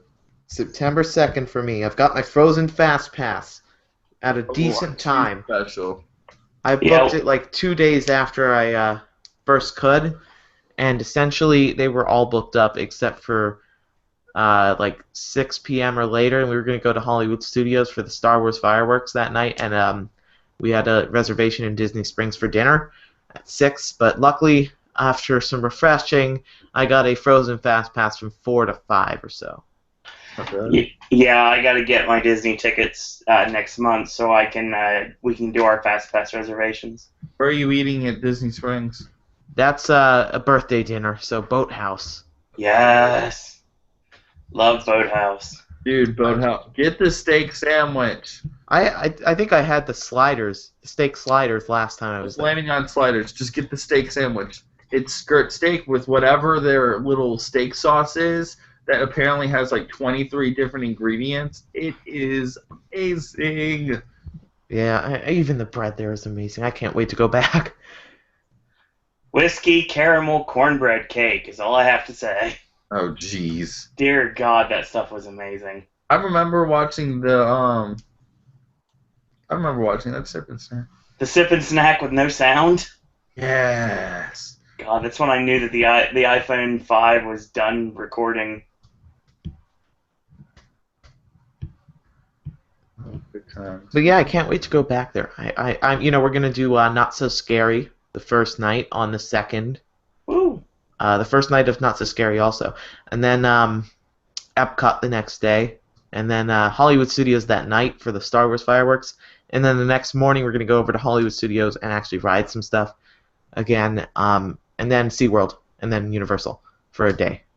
So SeaWorld that afternoon after Hollywood Studios, and then Universal the next day on Labor Day. I have to go to SeaWorld this year, and I'm trying to figure out how to make that work. Ride Kong. I will. Oh, I will. That's one of the reasons we're going to Universal. That and Hulk, really. I mean, yeah, I'm All I excited can say is even if it's a long wait, it's worth it. Oh, we've got Express, so. There's no Express.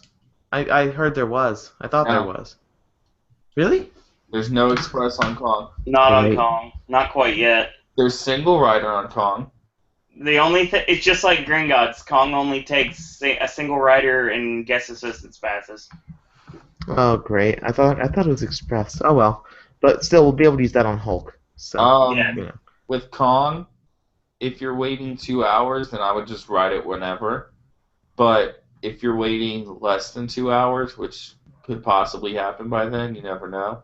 We'll just rope drop IOA. Yeah, rope drop IOA, get on Kong, and request the back. The back, okay. Yeah, you can probably see more back though, can't you? You can see everything, and it doesn't hurt as much. Nice. All right. Thank you. No problem. I can't wait to ride it. I mean, it looks like a solid ride, but it's short. It's about Gringotts length, but gosh, I don't know. We'll see what we rope drop. I might want to just do Gringotts because that ride is so good. Don't worry. You're going in September? On Labor Day. Ooh. That's different rules apply. I think we fly out that day too. So. I'd say rope drop for Kong. Take the tram, or take the tram. I haven't done Hogwarts Express yet. That's another. Do Hogwarts Express from Hogsmeade to Diagon. Do Gringotts. Gringotts has Express, right? No. Nope. Well, I'll do whatever has early access. Actually, I mean, if it's Forbidden Journey, I might give that another try. That's interesting because I got one of those paper express passes, and those don't count. They're completely independent. They're like the disconnected fast passes that Roger Rabbit's cartoon spin at Disneyland. Got you. They can be good for anything because I told you the story that when we were riding the Hulk, there were a bunch of wrestling fans that were ride ops. And I was wearing my Miz shirt, and after we were done riding the ride, they pulled me aside and they gave me attraction express passes that I could use on anything. Oh, wow. On my last day at Universal, I don't know if this is legal or not, but I had 3 that I couldn't use, so I just gave them to people I was hanging out with. Well, that's fair. Yeah, like do that whenever you want. That's really nice. Yeah, like I was in line for Kong, and I did single rider, and they were like scared. There were these 3 girls. I'll let that be known now. And they were kind of scared. I'm like, there's no scares in this line. It's just a single rider line. I've done it 5 times already. And they're like, oh, really? And we were talking all that stuff, and they said, okay, just tell me, because they said we're not going to ride this again probably. It's not that we don't like it. It's just we don't want to have to wait an hour and a half to see the inside of it. What's in there? I told them like everything that's in there, the witch doctor and all the scares and all that stuff. They're like, yeah, glad we did the single rider line. I'm like, yeah, it was weird for me. I don't know why. Owen, you remember why it was weird for me going through this character part? Yeah. Yeah. I still don't understand that.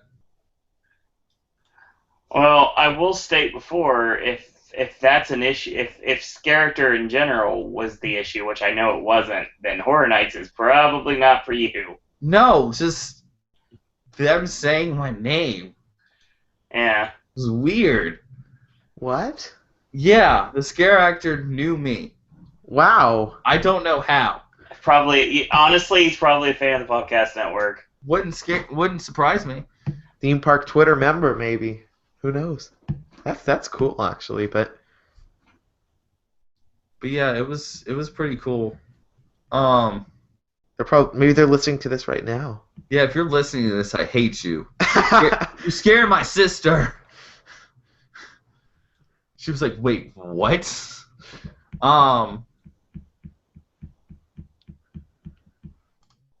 That's really cool though, and it's impressive that they could see you too. Yeah, it was. I don't know how. I've heard that like they have like infrared cameras. I don't know if that's true. Probably not. But I told them what happened, and they're like, "Oh, cool." And they were like, "Yeah, that's cool." And then we rode the ride. They liked it. Then we did Harry Potter. Took the train over to other Harry Potter. Did stuff over in studios. And then we all had to leave because the park was closing, and we watched whatchamajigger.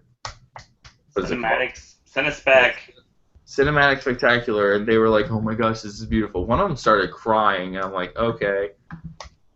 I've never seen someone cry at fireworks.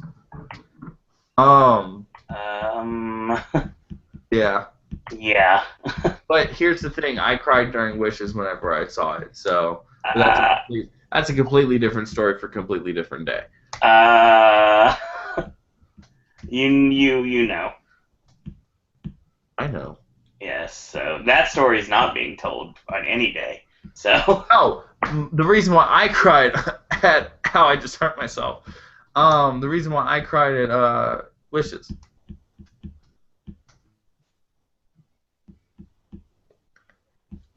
Okay, nobody answers. And then at the end of the day, I'm like, well, I'm not coming back to the park tomorrow. Here y'all go ride a ride. And they literally like Snapchatted me after and said, and I think they wrote Green Gots. And they said, "Oh my gosh, we took your advice and sat in the back of Green Gots. It was amazing." I'm like, yeah, I know. Sitting in the back in Green Gots is really, really cool. You're welcome. I don't remember where I sat, but I think it was the best. I mean, that's only a 4-row coaster, isn't it? Yeah, 4-row. No. Or 2. It's 3 rows. Oh, 3. Is it 3 rows? It was either. Yeah, it's somewhere. I don't even remember. It's 3 rows with 2 cars. Ah, got it. Okay, so Andy, whenever you go in September, I challenge you whenever you ride Green Gots, if you get to ride it twice. But you've ridden it before, so you can probably do it the only time that you ride it. Don't watch the screen. Look at the scenery and look at the way the car moves. Oh yeah, it's really cool. I mean, I actually, I mean, you twist around, right? It's interesting. It's interesting. I tried to look at the scenery last time, but I did get distracted a couple of times by like the tilt drop, and stuff like that. I knew it was coming, and exactly when the tilt drop happens. Don't resist the urge. Don't look at the screen. Yeah. Look at the floor. The what? The floor? Yes. Yeah. It's really cool. Yeah. Yep. Every time I ride Transformers, I'm looking for the elevator. Oh yeah, I caught the elevator the first time I rode it, but I was riding with because I was doing single rider because no one else wanted to ride it. I don't know why. I was with a bunch of weird people. They just wanted to ride. They just wanted to go into Harry Potter, which I was fine with because Harry Potter was cool. And they wanted to go to Harry Potter, ride Mummy, go do something else, ride Mummy, ride Mummy, ride Mummy, ride Mummy. Yeah, Mummy's a good ride, but riding it 5 times in a row is kind of dumb. I do that with Men in Black. I still haven't been on Mummy. I need that credit. A different result every time. And Mummy, your souls will be mine for eternity. Ah, false ending. Ah, you're done. Cup of coffee. Ah!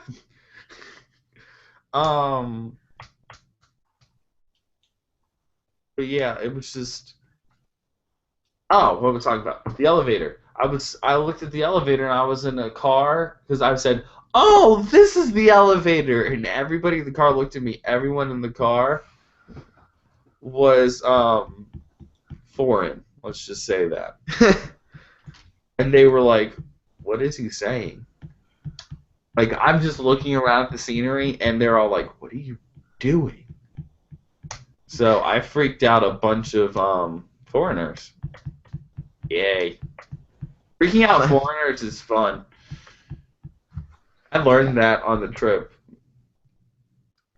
Yeah, I've never actually been fully immersed into a ride because I always find myself looking at, certain things like the tech.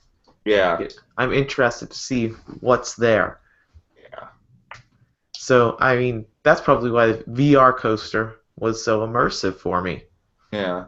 And also, I've filmed a lot of rides, and that's probably not helped me, I found when I left my camera battery at home last Christmas, basically, when we were at Disney. Well, actually, I left in South Carolina while we were visiting family, so I didn't have a camera, and I just noticed so much more without it. It was nice, It was nice. But yeah. We got so off topic. Yeah. Very off topic. Hey, it was an interesting discussion, so it was worth it, but... Oh, wait, it's your turn for your little bit of news. First off, the big deal going around lately has been Pokemon Go. And I actually have some theme park news based on that. But it's thanks to Busch Gardens Tampa. They started this on the 26th, and they're running it until August 7th. And it is going to be Pokemon Go Lurathons. You are encouraged to wear your team colors and try to level up as many Pokemon as you can during a special Lurathon time. So this runs from 11 to 3 p.m. and then 5 p.m. to 9 p.m. Huh. So I thought that was rather interesting that they're actually doing an event. I know they're not the only one, but they're the only one I'm aware of. Yeah. Obviously, no more emails. The big news this weekend when it comes to the haunt community is Midsummer Scream. And it is taking place this weekend in Long Beach at the Long Beach Convention Center. It's running tomorrow and Sunday. And the interesting thing about it is there's a lot of very interesting panels that are going to be taking place. Tomorrow, Queen Mary's Dark Harbor will be doing their presentation at 2:30 p.m. With Charity Hill, David Wally, Stephen Sheldon, and the Captain. They're going to reveal a brand new maze and a brand new character that the maze is based on. So this is all about what's going on at Dark Harbor this year. Interesting things that also come out of Midsummer Scream this Saturday is the fact that they are doing a panel on Krampus tomorrow at 2 p.m. with Al Ridenour, talking about Krampus throughout the ages when it comes to like pop culture and like all the way to like history and just a little bit of everything. It's called Krampus the Devil You Barely Know. Sounds cool. They're doing a American Horror Story hotel panel at 3:45 p.m. Talking about, it's called Reservation Confirmed American Horror Story Hotel. So basically, it will include Alex Ward, Erin Mikosh, Kim Ayers, Mike B. Cash, and Shannon McGrew. This is from makeup design to effects and stunning character development and overall look. The panel will celebrate the terrifying beauty of Hotel. And the big one, obviously, would be at 5 p.m. and the one that's hinged on information we have right now, and that's going to be when John Murdy and Chris Williams show up for the Halloween Horror Nights Hollywood panel. And they're going to be talking about something that I'm going to get into momentarily. New mazes were announced, and we're going to get to that. And I will have that information in just a minute. But I want to go into Sunday first. Sunday, they're doing a presentation with Jim Henson.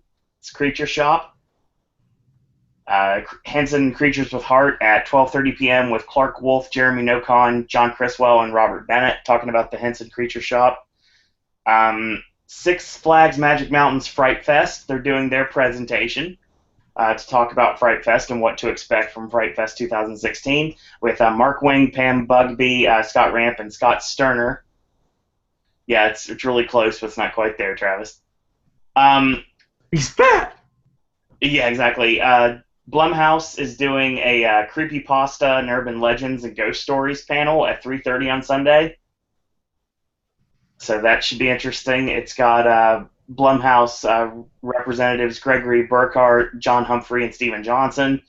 And the one that's big on Sunday is the fact that Adam Hankinson, Ian Barnett, Jeff Tucker, and John Cook are going to be there at 5 p.m., just like John and Chris were there at 5 p.m. the day previous to talk about Knott's Scary Farm and what to expect for the 44th year of Knott's. And unless anything happens, the 50th for Knott's is coming up, and the podcast network may be going out there for the 50th anniversary of Knott's. So stay tuned for more information on that in the next couple years. So I thought that was really interesting news. Hollywood, of course, announced 2 new mazes for Halloween Horror Nights, one of which is something that we had last year, something that was much beloved in Orlando, and that is Freddy vs. Jason. Apparently, this is going to basically start going through both Camp Crystal Lake and 1428 Elm Street, just like our maze last year did. And it's not going to be based on Freddy vs. Jason. It's going to be a lot of the iconic kills, kind of like just exactly what we did, but it's going to be different from anything they've ever done in Hollywood. So it should be really interesting. And since it sounds like it's codenamed Doris Day, it sounds like, just like we did last year, there's going to be a set piece which is basically going to change the winner almost every time you go through. So one cast will have Freddy winning, one cast will have Jason winning. That was a much beloved maze in Orlando. Like I said, it was my number 7 out of 9 last year, but I'm weird, I guess. I am interested to see what Hollywood does with it. Should be interesting. It's going to be on the back lot. I know that. We don't know exactly where yet. We've got our speculation. There's been a set piece that was from Black Sabbath 13 a couple years back, and there's a lot of people that are thinking that's going to be used for a maze in the back lot, and it seems like the facade they're setting up 1428 Elm Street from the pictures that we've seen on Twitter and Facebook, so I guess we'll see what happens. The other one is the fact that Leatherface is returning to Hollywood, and they're doing a maze that takes place in the 5 years between Texas Chainsaw Massacre 1 and Texas Chainsaw Massacre 2. So they're doing original takes on what could have happened to sequels that never were this year in Hollywood. And they're using the big 4 icons of horror of Freddy Krueger, Jason Voorhees, Michael Myers, and Leatherface. So I find that really interesting they're doing that.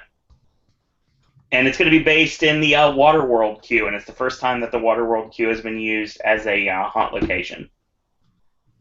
There's been a lot of rumors about where it was going to go, but yep, it's official now. It's going to be a maze at Waterworld.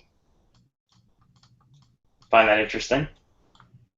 We'll talk about that tomorrow night on our all 4 Halloween Horror Nights events podcast, 10 p.m. here on the Podcast Network. So Singapore, they announced their. We talked about Japan making their announcement last week, Travis. Yes.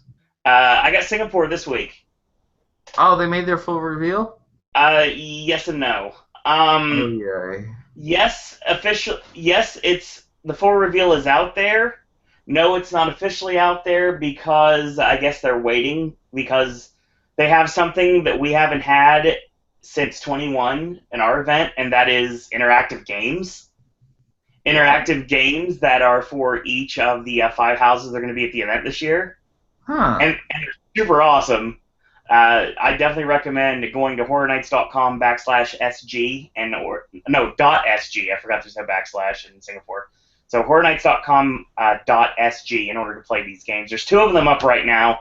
There's 3 still to be announced. I will say the press release that I found basically tells the tale, and a really awesome site, Dajiki.com, definitely know what they're talking about when it comes to the event and promoting Singapore.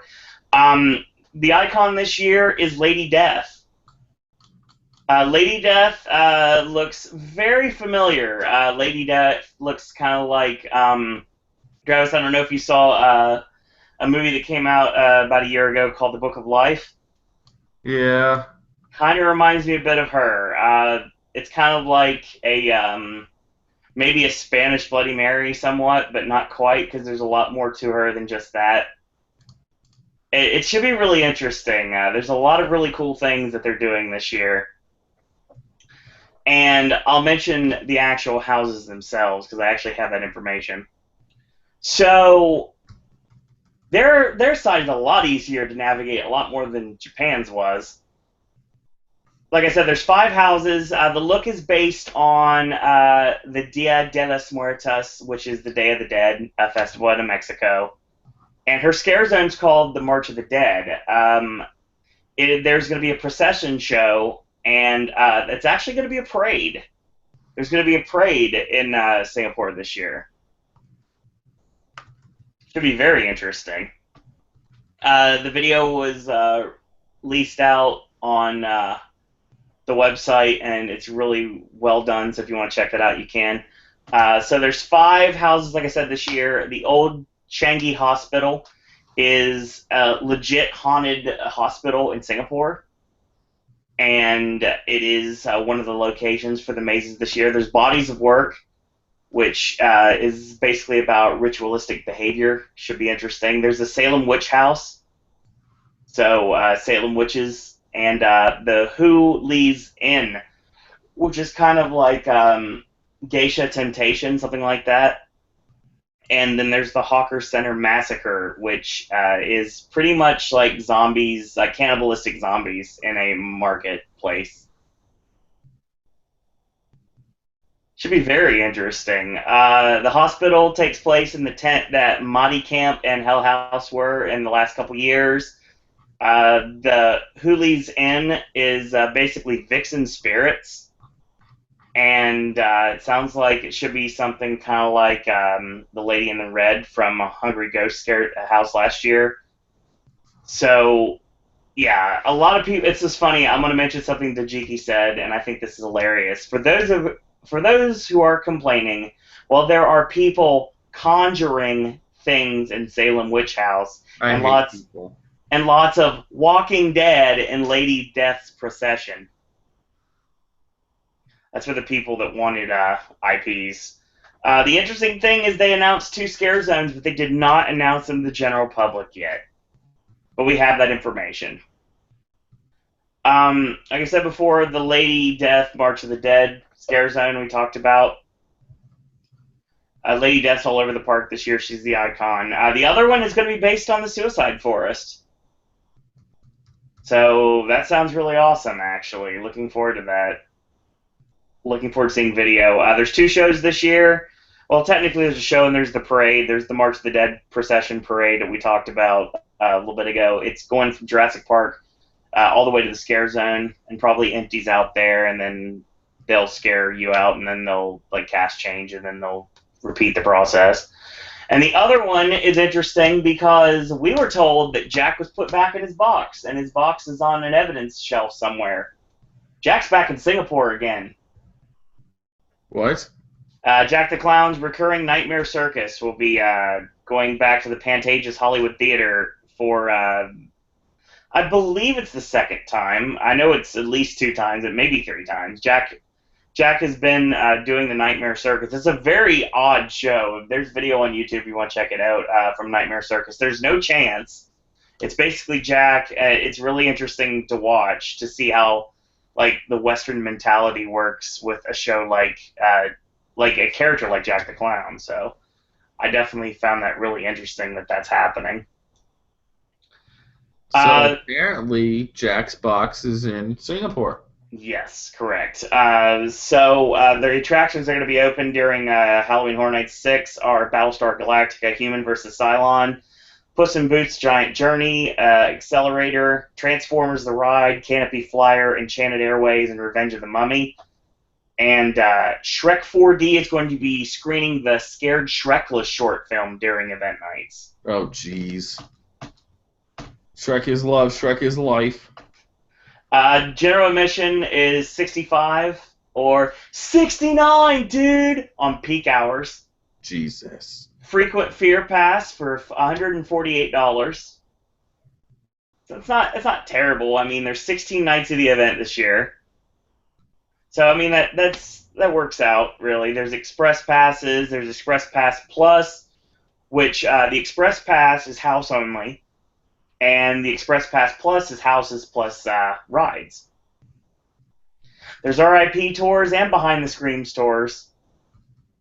You can get early bird deals. There's deals for annual and season pass holders and RWS Invites members. There's student specials. Like if you show your student ID, you can get a discount.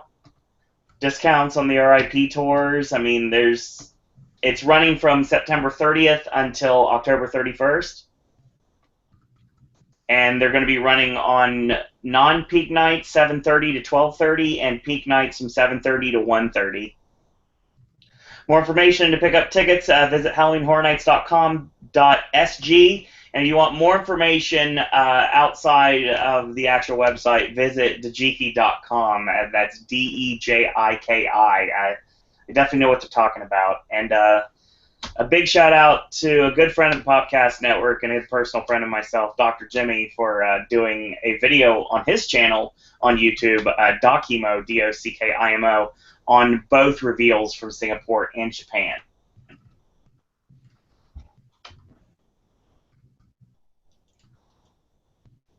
There we go. That's it? That's it. That's all we've got right now. Okay.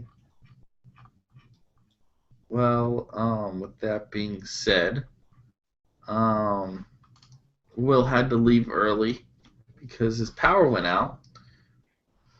But you can find him on Twitter at HHNDog or whatever it is nowadays. Who knows what it is?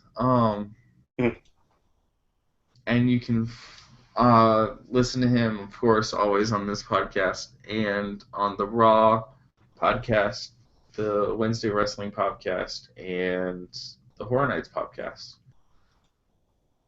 And Andy. You can find me at themeparksandtravels.com. You can follow us on Twitter at TPTravels. Follow us on Instagram at themeparksandtravels and like our Facebook page at facebook.com/themeparksandtravels. And you can also follow me on Twitter personally at TPTAndy. Don't tweet much there, but I do occasionally. So, yeah. Yeah, like once every 27 years. Yeah. Really is. But yeah, it's I still tweet there sometimes, but that's a place to vent the I try and keep the other account, the TP Travels account, more professional. Even though it really isn't. What? You try and keep it professional, but it just doesn't happen. It doesn't. Yeah, I still tweet personal things out as long as it's just not politics mostly. So yeah, that's it though. All right, and Owen. You can follow me on Twitter at SirOwenDisney. You can follow the network on Twitter at Popcast Network. Check out our Facebook fan page. Give it a like if you like what we're doing here. It's Popcast Network. We have a Zazzle store for merchandise at Popcast Network. And all of our Halloween Horror Nights podcasts for this year are available on iTunes, Stitcher, and Google Play. So check those out. And our next and latest Halloween Horror Nights podcast covering Orlando, Hollywood, Japan, and Singapore will be tomorrow night at 10 p.m. Eastern Time. And obviously that's going to be 7 p.m. on the West Coast. And it's going to be the elite of the podcast network, plus Jose from Thrill Seeker Network, and who knows, maybe a couple special guests or two stop by. You're going to have to stay tuned to find out. If you want to ask us any Horror Nights related questions, use the hashtag HHNPopcast. And once again, thanks everyone for joining us tonight. We had a great time, as always, talking theme parks and the such. So that's what we've got for tonight. So have a great weekend, everyone. Can I request a surprise person? No. Darn it. Then Who it was wouldn't I be a going to surprise. say? John Cena. I'm so pathetic. You can follow me on Twitter at Travis Coaster. Basically everything else at Travis Coaster. Follow the podcast at CoasterCasters on Twitter and the CoasterCastersPodcast on everything else like YouTube and all of that good stuff. Thank you all for watching, and we will see you all next week.